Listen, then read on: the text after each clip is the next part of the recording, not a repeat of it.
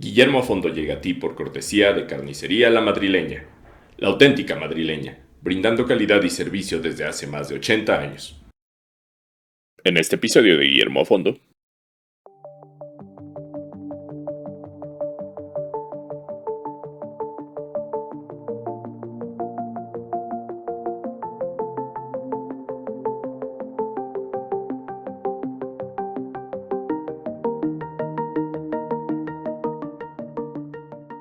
¿Qué tal? Soy Guillermo López Portillo, periodista. Gusto en saludarles. Gracias por acompañarme en este nuevo podcast Guillermo a Fondo, donde voy a tener entrevistados muy interesantes y personajes como Jenny Bautista. Bienvenida, Jenny. Un as de la discapacidad y alguien que nos va a enseñar mucho.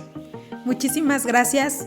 Muy afortunada y privilegiada de estar en este momento aquí, así que arrancamos y le damos con todo. El mundo está en constante movimiento, en constante cambio. Acércate a la nueva manera de ver y escuchar las noticias, de analizar a fondo los conflictos que mueven al mundo, con Guillermo a Fondo.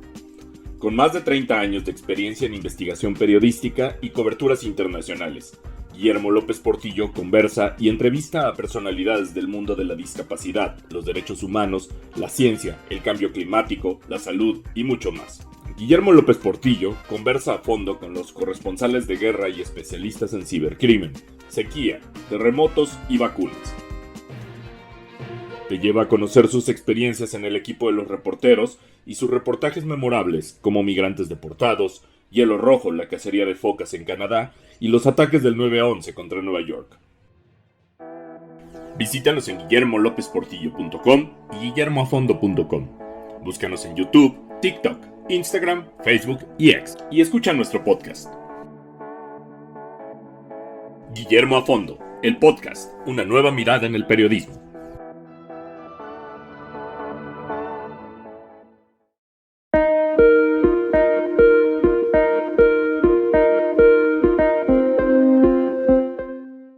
Contra un autobús en una recta a las 4 de la tarde en un día soleado, o sea, no tenía por qué pasar.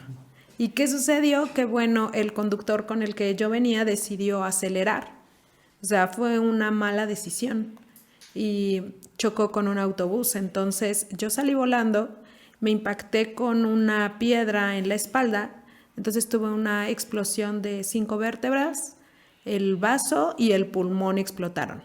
Estuve 3 años y medio en cirugías y luego pasé como 6 años, o sea, en total pasaron 6 años después de haber adquirido mi discapacidad para volver a ser independiente. Y bueno, es importante entender también que en un concepto de zona rural, yo no tenía la idea de cómo enfrentar una nueva condición de vida como lo es la discapacidad. Yo perdí la sensibilidad de 2/3 partes de mi cuerpo y no solo la sensibilidad, sino también la movilidad.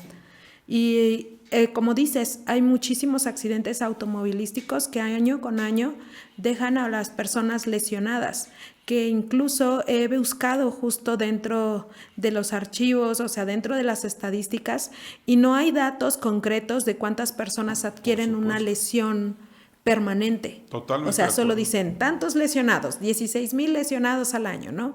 Pero no hablan de la gravedad y cómo sus vidas cambian. Jenny, en tu caso, ¿qué edad tenías entonces y qué edad tienes ahora? O sea, cuando pasó lo del accidente tenía 20 años, actualmente tengo 35. Este año es, ahora sí que mi quinceañera de discapacidad. Estoy viendo que ya estabas estudiando la carrera o la estudiaste ya viviendo con una discapacidad. Tu carrera universitaria.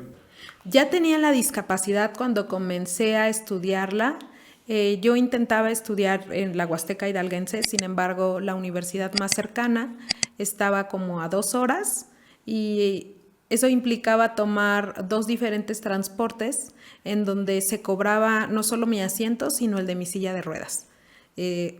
Obviamente sin accesibilidad y todo se complica mucho cuando se vive en la Huasteca, bueno, en las zonas rurales indígenas, porque no solo es la falta de la accesibilidad, sino también la falta de una empatía social. Entonces decidiste moverte a un lugar donde quizá haya un poquito más de infraestructura, más aceptación, quizá una ciudad más grande.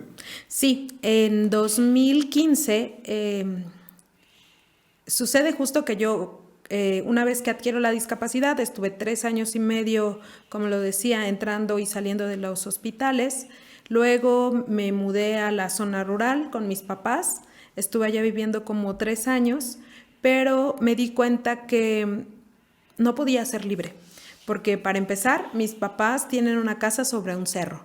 Esto implica que yo necesito ayuda para subir y bajar de ahí de al menos 2 personas.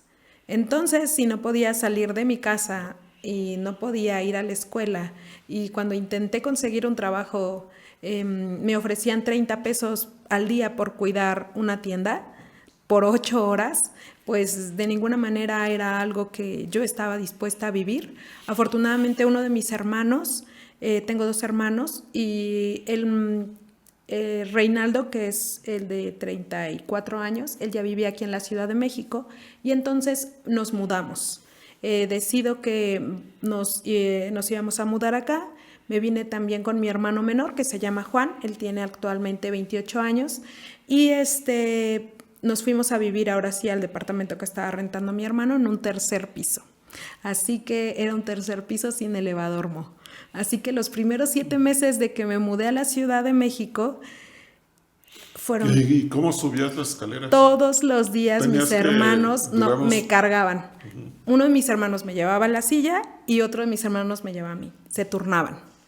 Entonces, esto es común entre las personas con discapacidad. Sí, claro. Que lleguen al edificio donde viven y ahí se queden esperando a que alguien los suba. Entonces, y lamentablemente, subir y exacto. En ese momento, pues yo no tenía la solvencia económica para independizarme, pero al mudarme a la Ciudad de México, ya previamente había tomado un curso de manejo de silla de ruedas, lo cual me había permitido lograr independencia en moverme. Y entonces conseguí mi primer trabajo, que fue en el Instituto Federal de Telecomunicaciones, y pues me pagaban muy bien. Entonces pude ahorrar lo suficiente. ¿Por allá? Sí. Porque creo que Laura Bermejo, quien es presidente de Libre Acceso y muy amiga tuya, y también mi esposa, recuerdo que también evaluó las instalaciones. Pues fíjate cómo cuando se hace la evaluación de un lugar y se hace accesible, se logra que gente como Jenny tenga un empleo. Claro. Ahí, ¿no? Estuve ahí trabajando 3 años en una oficina de gobierno. O sea, la verdad es que de que me habían dicho, te vamos a pagar 30 pesos por día, a lo que me estaban pagando más aguinaldo y más, o sea, era wow, para mí me cambió la vida. ¿Por qué? Porque entonces pude ahorrar lo suficiente para comenzar a rentar. Con una roomie ahora rento un departamento pues que queda en una avenida muy importante aquí en la Ciudad de México y muy céntrica. Entonces, con accesibilidad, con elevador, con lavadora, con secadora, y eso me dio justo esta oportunidad, este empleo me dio la oportunidad para poder pues ser independiente. Y después de ahí, pues ya, pues todo este acercamiento poco a poco, no solo a la comunidad con discapacidad, porque en la Huasteca Hidalguense yo no tenía contacto con otras personas con discapacidad. Yo era la única que salía y era vista como bicho raro, o porque te dejan salir sola, y qué tal si te pasa algo, y muchos cuestionamientos, no solo por ser mujer y vivir en un entorno en el que ve la discapacidad como un castigo, como un pecado, como algo que hay que esconder, porque las personas en las comunidades rurales, lo voy a decir así, no sacan a las personas con discapacidad. ¿Y por qué no sacan?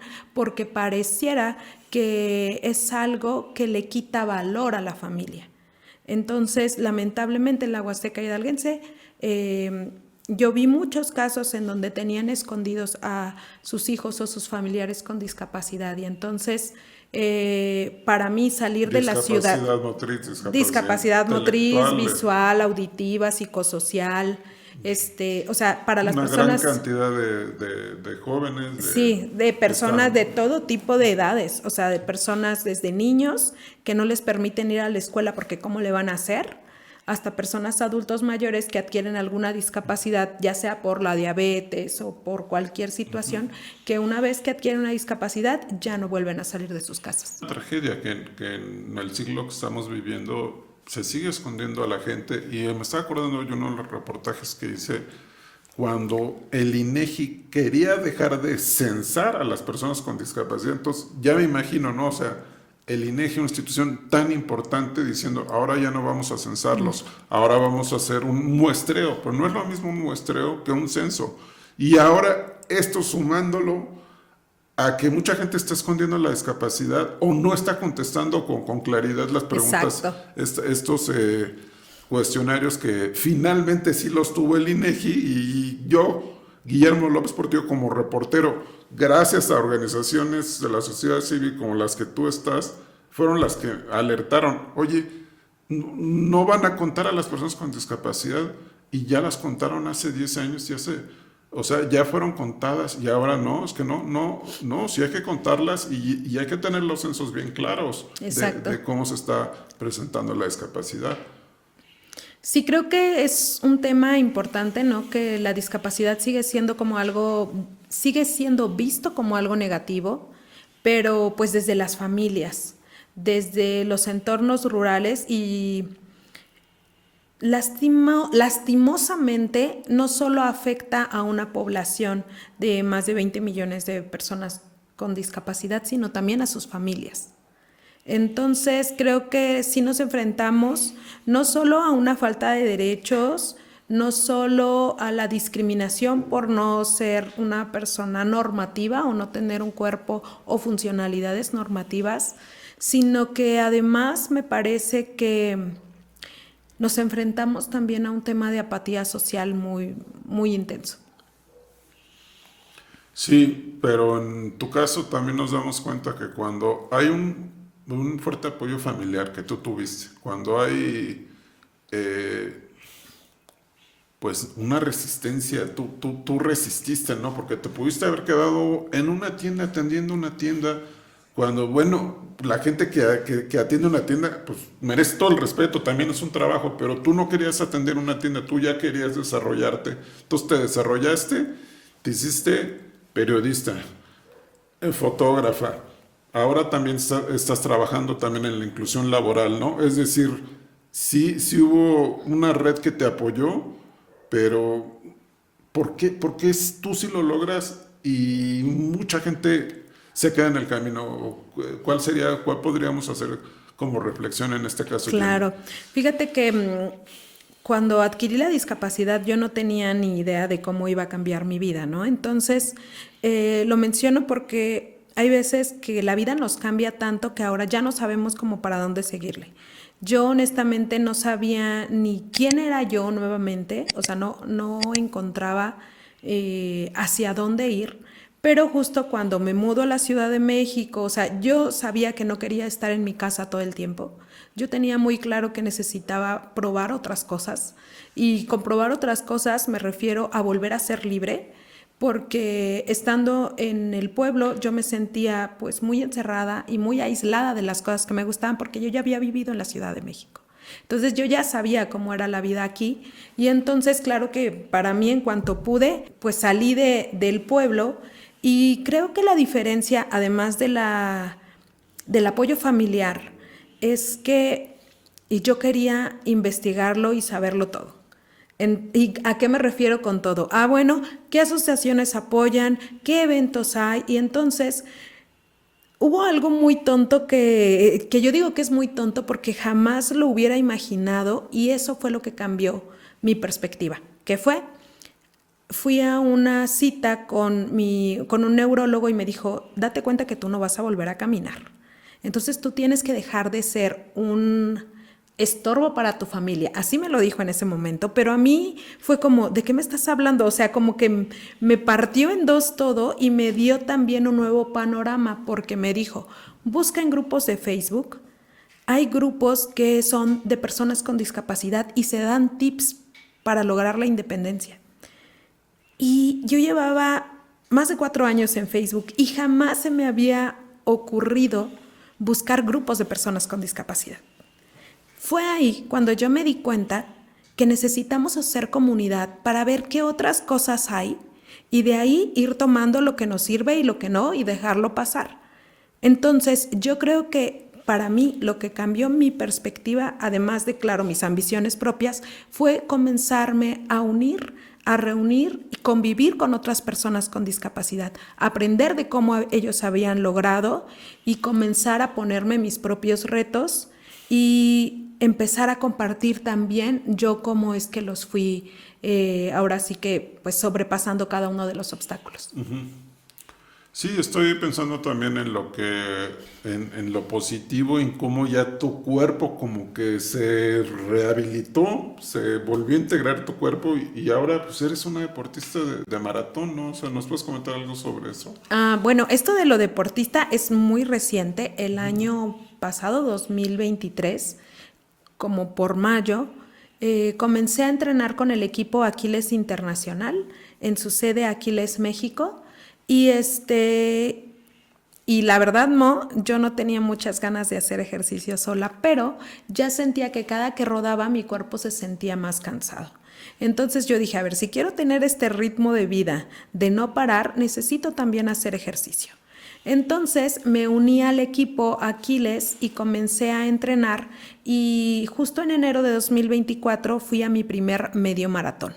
Yo siento que todavía un maratón está muy grande para mí, pero hice mi primer medio maratón en Houston y entonces me aventé de mayo a enero de este año preparándome para eso y si bien he tenido mis actividades deportistas, yo en este momento no podría considerarme como una persona deportista porque hay que meterle no solo entrenamiento, alimentación, también necesitamos justo como este coach, este entrenamiento, o sea, son muchas cosas que hay que decir, soy deportista. Yo creo que he tenido actividades deportivas que me llenan y en este momento, por ejemplo, he dejado de entrenar un poquito, pero pues sí quiero seguirlo haciendo, pero por todas las actividades a veces se complica, pero creo que es sumamente importante como persona con discapacidad mantenernos en el deporte. Digo, además de rodar, también he hecho box, entrenamientos de box, también natación y también estuve en un nacional de danza. Increíble. ¿En qué institución, hubo alguna institución que te ayudó a la rehabilitación física después del accidente? No, o sea, sí estuve en rehabilitación, pero lamentablemente por la seriedad de las heridas que tuve, cada que ingresaba a rehabilitación se me abrían de nuevo las cicatrices. Entonces estuve así yendo de rehabilitación al hospital otra vez. Rehabilitación y hospital para que me volvieran a operar. O sea, fue muy complejo para mí, entonces pasaron varios meses después de que ahora sí ya había como que cicatrizado por completo y luego ya no tenía seguro. Entonces realmente mi rehabilitación fue en casa y luego ya aquí tomando el curso de manejo de silla de ruedas por parte de Vida Independiente es lo que a mí me dio como esa rehabilitación para ya poder salir a la calle de manera independiente. Muy bien, entonces sí, porque la idea también de este podcast o de estos videos que estamos iniciando, tu servidor Guillermo López Portillo, periodista también con el equipo que me está apoyando como Francisco de la Fuente, muchas gracias en el audio, Alex Hermenegildo también, mi amigo y compañero desde hace muchos años, también en la cámara y en muchos proyectos que estamos haciendo, Pedro Rodríguez también me está ayudando y Rodrigo Díaz en la edición y en el sitio web, porque siempre he dicho que este trabajo es de equipo, ¿no? O sea, aunque ahora yo veo a los chavos como tú y más jóvenes que lo hacen todos solos, pero yo no estoy acostumbrado. Yo me encontré a una persona ahora en el Metrobús viniendo hacia este bonito estudio, un reportero camarógrafo también, ya de más ruco que yo, de una edad un poquito más avanzada, y eso platicamos, que nosotros no estamos acostumbrados a trabajar solos, sino que todo lo hacemos en equipo, ¿no? Y bueno, también estás haciendo algo de periodismo. Como reportero, ¿nos puedes comentar algo de lo que estás haciendo? Claro, hace ya 4 años comencé a escribir para yotambién.mx, la el primer blog enfocado en accesibilidad y noticias que tienen que ver con discapacidad, que realmente todo tiene que ver con discapacidad. Y pues comencé a escribir y recuerdo que justo mi primera nota habla acerca de la invisibilización, acerca de las mujeres con discapacidad indígenas. Y a partir de ahí comencé a tomar algunos temas con mayor relevancia. Yo me siento muy, ¿cómo decirlo? Siento que la perspectiva de género me apela muchísimo, porque somos más del 50% de las mujeres con discapacidad de una población de 20 millones, somos 11 millones de mujeres con discapacidad. Y me parece que es muy importante tomar la relevancia en esos temas, pero actualmente lo más actual que he hecho, bueno, pues ha sido hablar justo previo a las elecciones de este 2024, que me parece que es muy importante tomar en cuenta la falta de accesibilidad que se está llevando en cada una de las campañas, porque ninguna candidatura está tomando en cuenta realmente a las personas con discapacidad, con todas las medidas necesarias para que realmente sus campañas sean no solo inclusivas y que digan, ay, aquí todos son bienvenidos, sino que realmente sean accesibles y que la comunicación pueda llegar a todas las personas. Por ejemplo, en la interpretación de lengua de señas mexicana, que si lanzan un video también tenga subtítulos para las personas con hipoacusia, que además, si hay algo que necesiten evidenciar tal cual como, bueno, pues algún color, algún espacio, también lo puedan describir dentro del mismo video. Porque... Perdón, me sorprendió el dato el otro día del INE, que creo que fueron 200,000 personas que entraron a ver la transmisión del INE con interpretación de lengua de señas y pues sin muchos anuncios, y ahí están 200,000 que si no hubiera habido esta interpretación se quedan sin saber nada sobre el debate electoral que hubo recientemente. A mí también me encantó que además yo lo escuché en náhuatl, porque además hicieron la transmisión en náhuatl, en maya, en tzotzil, y me parece que, o sea, yo le estuve switcheando a español, a lengua de señas y a náhuatl. Entonces... Buenas noches, México. La Poyahualti, México. Bienvenida a este segundo debate presidencial. Time Celia y Catoyolo y Pani Ome Güey Tlanahuatica y Tlastolmanahuilis. Tlénica Mo Ispantía Elice Ramanalistli y Guasanilistli. Es algo que no había pasado, que aplaudo, pero que ese mismo ejemplo deberían de llevar a cabo todos los partidos políticos, porque somos 20 millones de personas con discapacidad, pero también nuestras familias y las personas que son cercanas a nosotros también implican, pues, este tipo de situaciones que sí o sí deben de tomarse en cuenta. Estás escuchando Guillermo a Fondo. Te recordamos que puedes consultar este y otros contenidos en nuestro sitio web www.guillermoafondo.com. Y también te recordamos que este podcast llega a ti gracias a Carnicería La Madrileña, brindando calidad y servicio desde 1938, y a Nutrias, te brinda la mejor nutrición para tu salud. Si estás interesado en adquirir el libro Gilberto Bosques, el hombre que desafió a los nazis, por favor, ingresa a nuestro sitio web www.guillermolopesportillo.com/libro, donde encontrarás las diversas plataformas en las que se encuentra disponible. No olvides suscribirte al canal y encender la campanita de las notificaciones. Continuamos. Jenny, ¿tú entiendes en náhuatl, o entiendo que en la zona de la Huasteca es otomí el que se habla, o se habla otomí en otra zona? También se habla otomí, pero justo más hacia Pachuca, hacia la Huasteca hidalguense y todas las huastecas se habla náhuatl. Y yo hablo náhuatl, lo entiendo, o sea, puedo mantener una conversación, puedo escribirlo. Pues qué increíble. Entonces, ¿y qué tal estuvo la interpretación del náhuatl, del debate? ¿Sí fue acertada? Habían 3 participantes, era justo cada quien tenía, por ejemplo, Maynes tenía ahora sí que un traductor, también, y Claudia, y también está Xóchitl. Entonces, yo nada más ahí le entendía bien a las mujeres y al chico, híjole, como que se le pegaban mucho las palabras y se me dificultaba entender lo que decía, pero pues yo creo que también es porque era de diferentes zonas. Sí, pero digamos que es un inicio de que pues esto está incluso en la ley, ¿no? Que las lenguas indígenas también tienen que hacerse la campaña y las diferentes campañas. Pues si te parece, vamos a tocar algún último tema sobre cómo haces tu comunicación en la actualidad. Eso me interesa mucho porque la verdad es que sí estoy un tanto lejos de las nuevas generaciones y este es el objetivo también del podcast, ¿no? De acercarme a Guillermo López Portillo y algunos reporteros que ya somos veteranos, estamos buscando este acercamiento, ¿no? ¿Cómo haces tus redes sociales? Si quieres decirnos tus redes sociales, ¿qué utilizas, ¿no? ¿Qué plataformas utilizas? Y cómo haces los videos, cuando publicas, no sé, algo sobre esta comunicación que creo que la dominas bastante bien, Jenny. Claro, bueno, mis redes sociales en todas es @jenmulini, JENMULINI. Y estoy en Facebook, en Instagram, en X, antes Twitter, en TikTok.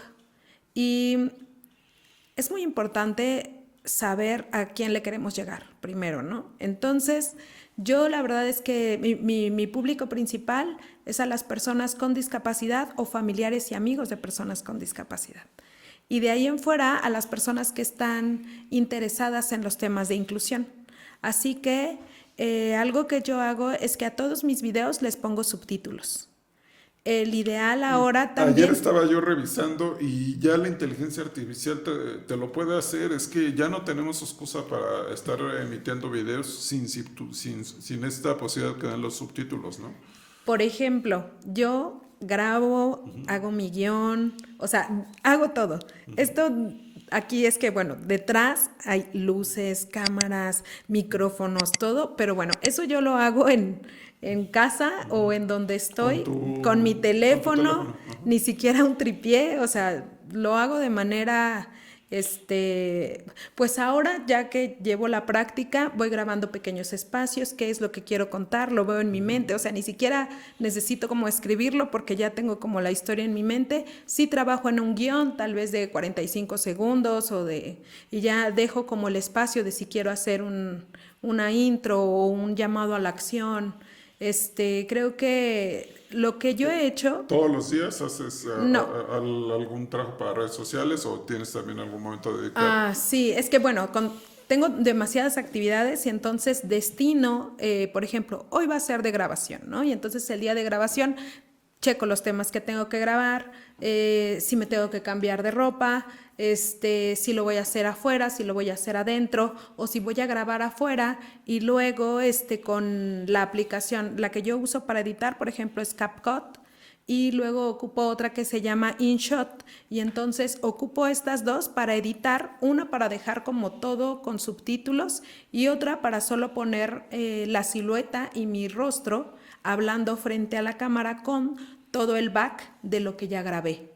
Entonces, es algo que ya lo hago, pues no sé, me tardo para un video de 1 minuto y medio, entre 4 y 5 horas, ya desde el guión hasta grabar, editar y todo. Es algo que he ido aprendiendo, o sea, porque tampoco es como que yo o sea, en la universidad no me enseñan eso. No nos enseñan eso, pero pues ahora hay muchas herramientas, o sea, tú buscas en TikTok lo que quieres aprender, en YouTube, lo que sea, y lo puedes encontrar de las maneras más simplificadas. Y también ahora la inteligencia artificial también ayuda muchísimo para aprender cosas de la manera pues muy, muy, muy veloz. Lo que quieres aprender específicamente también se lo pides y en ese momento te lanza una lista de actividades en donde puedes encontrar más cosas. Me parece que estamos en un momento en el que todo lo que podamos o lo que queramos aprender lo podemos hacer con unas búsquedas muy sencillas y para poder aplicar cuanto antes. Yo creo que el mayor reto, ¿sabes cuál es, Mo? La velocidad de la información. O sea, si tú no sacas el tema de moda hoy, mañana ya va a haber otro tema. Entonces, uno tiene que estar muy despierto a lo que son las tendencias, a de qué se está hablando y la forma en la que se está comunicando. Así que el storytelling, cómo lo cuentas, qué le cuentas, a quién le cuentas y en cuánto tiempo se lo cuentas, porque actualmente, si tú ves un video y el tiempo de captación de atención son de 4 segundos. Sí, es impresionante. Sí, es impresionante este cambio que está ocurriendo a los reporteros de mi generación, pero estamos tratando de entrar a él y, bueno, también usar algunas plataformas. Pues precisamente hablando, Jenny, de lo que es esta plataforma TikTok, que ha tenido un crecimiento explosivo y está muy interesante, ¿no? Porque Estados Unidos está haciendo todo lo posible por prohibirlo, por sacarlo de ese país, mientras que en Europa también algunos países lo han prohibido, principalmente para los menores de edad, ¿no?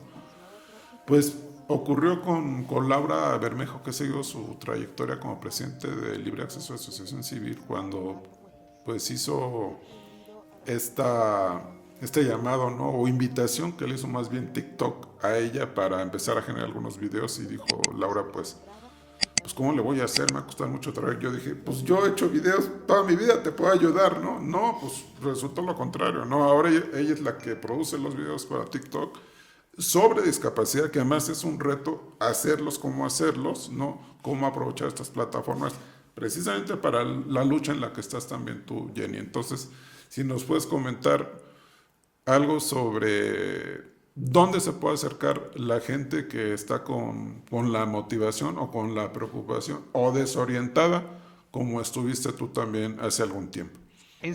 A mí me parece muy importante el uso de plataformas como TikTok para aprender.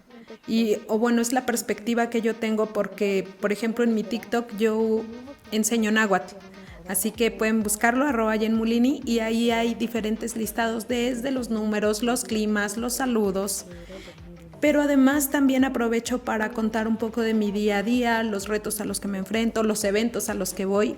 Y también estoy en otra que se llama @lugares accesibles, en donde mostramos los lugares a los que voy con accesibilidad, ¿no? Entonces, además de ello, a mí me parece muy importante que las personas con discapacidad sepan que ya hay grupos de personas con discapacidad que nos estamos reuniendo con el objetivo no solo de luchar por nuestros derechos, sino también de acompañarnos. Hay picnics, por ejemplo, yo he ido al Discapicnic, ¿no? Justo. Y se ponen bastante bien porque hay personas de todas las discapacidades. Exacto. Que te puedas imaginar y están platicando, celebrando. La convivencia del Discapicnic. Cada mes estamos realizando un Discapicnic. Yo les recomiendo que sigan las redes sociales de @movimientopcd, @Discapicnic también.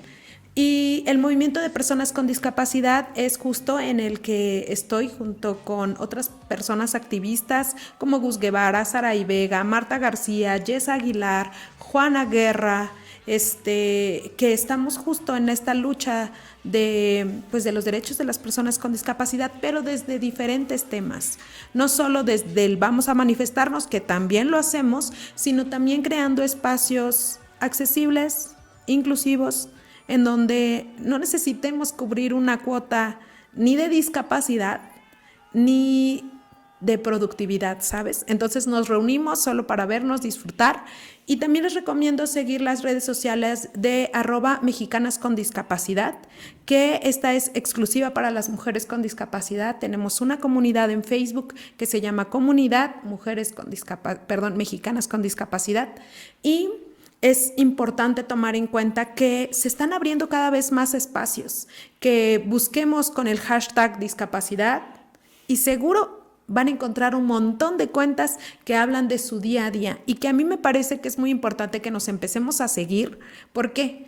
Porque lo normalizamos, y normalizar la discapacidad en este momento es algo que necesitamos. ¿Por qué? Para ir evitando todos estos sesgos capacitistas, asistencialistas, que hacen creer que las personas con discapacidad ni podemos salir de nuestras casas, o que no podemos tener una relación no solo de amistad, sino también sexual con otra persona. O sea, me parece que estos espacios desde las redes sociales son estas oportunidades para darnos cuenta de que hay mucho más allá. Muy bien, Jenny. Pues Jenny Bautista, muchísimas gracias por haber estado en el podcast de Guillermo López Portillo, tu servidor.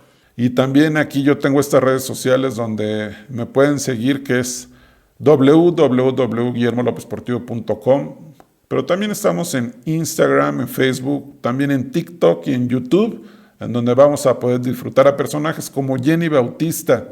La verdad es que es una líder que está rompiendo todas las estructuras que conocemos y los invitamos a seguir participando en esta serie. Gracias, se despide de ustedes el periodista Guillermo López Portillo. Gracias por habernos acompañado en esta emisión de su podcast Guillermo a Fondo y los esperamos con mucho más en nuevos episodios. Y eso fue todo por este episodio de Guillermo a Fondo. Te recordamos que llegamos a ti gracias a Carnicería La Madrileña, la auténtica madrileña, brindando calidad y servicio desde hace más de 80 años. Encuéntranos en el Mercado Lázaro Cárdenas, en la Colonia del Valle, Ciudad de México. En el próximo episodio de Guillermo a Fondo. Las personas con discapacidad deben de ser incluidas dentro del ámbito regular, pero también es muy importante la formación de los maestros que van a trabajar con ellos. Necesitamos la sensibilización de las autoridades, porque también esto es un tema de presupuesto y las autoridades tienen que saberlo y necesitamos invertirle también a este tema. Me parece que las familias también necesitamos trabajar de la mano con ellas, porque ellas son pues pilar fundamental para la inclusión del colectivo con discapacidad. Y por supuesto también incidir en las políticas nacionales para que efectivamente se homologuen con la Convención sobre los Derechos de las Personas con Discapacidad. Guillermo entrevista a Camerina Robles, una as de la discapacidad visual. No te lo pierdas. Y como siempre, muchas gracias por vernos y escucharnos en Guillermo a Fondo. Hasta la próxima.